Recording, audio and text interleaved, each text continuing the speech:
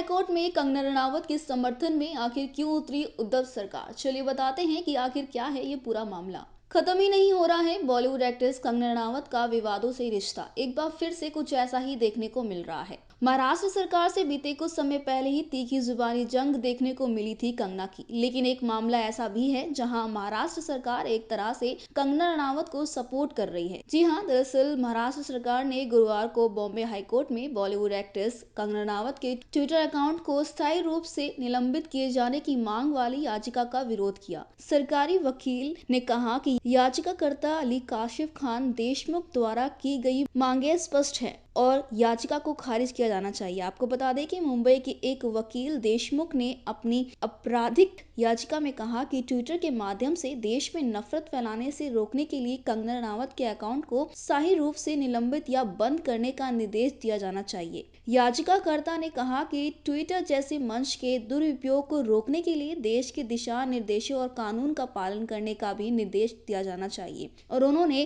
कंगना और उनकी बहन रंगोली चंदेल के कई ऐसे ट्वीट का हवाला दिया जिनसे उन्होंने कथित तौर पर समुदाय और राज्य तंत्र के खिलाफ घृणा भड़काने की कोशिश की थी। न्यायमूर्ति एस.एस. शिंदे और न्यायमूर्ति एस.एस. कर्णिका की खंडपीठ के समक्ष बहस करते हुए देशमुख ने कहा कि उन्होंने पिछले दिनों पुलिस और महाराष्ट्र के अधिकारियों को पत्र लिखकर कंगना और उनकी बहन के खिलाफ कार्रवाई की मांग की थी। देशमुख ने कहा, कंगना रनावत के खिलाफ कई एफआईआर लंबित हैं। पहले भी उन्होंने अपने फायदे के लिए एक्टर सुशांत सिंह राजपूत की मौत का दुरुपयोग किया और वो अब किसानों के विरोध के साथ भी ऐसा कर रही हैं। लेकिन जजों ने पूछा कि क्या ये याचिका जनहित याचिका यानी बीआईएल है। देशमुख द्वारा इनकार करने पर उन्होंने कहा कि फिर हम किसी तीसरे पक्ष द्वारा किए गए दावों के आधार पर आपराधिक मामले में कैसे कार्रवाई कर सकते हैं जो किसी भी तरह से व्यक्तिगत रूप से प्रभावित नहीं है। क्या ये जनहित याचिका है?